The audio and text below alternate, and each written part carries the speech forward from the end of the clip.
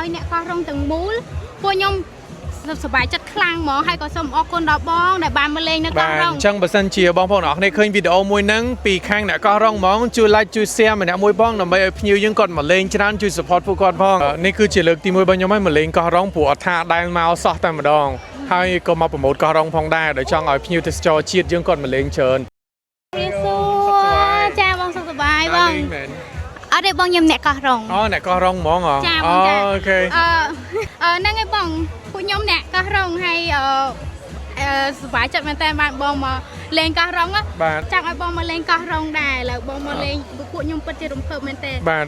នេះគឺជាលើកទី1របស់ខ្ញុំឲ្យមកលេងកោះរងព្រោះអត់ថាដែលមកសោះតែម្ដងហើយក៏មកប្រម៉ូទកោះរងផងដែរដោយចង់ឲ្យភ្ញៀវទេសចរជាតិយើងគាត់មកលេងច្រើនដែលឡែកយើងឃើញភ្ញៀវទេសចរអន្តរជាតិមកច្រើនមែនតើភ្ញៀវទេសចរជាតិក៏អត់ដែលមកលេងដោយសារតែអត់មានការប្រម៉ូទពីកោះរងហ្នឹងឲ្យបានច្រើនអញ្ចឹងបើយើងប្រម៉ូទឲ្យទូលំទូលាយទៅប្រកាសជាមានភ្ញៀវជាតិយើងមកលេងកាន់តែច្រើនកាន់តែសប្បាយជាមួយភ្ញៀវអន្តរជាតិទៀតចាបងចា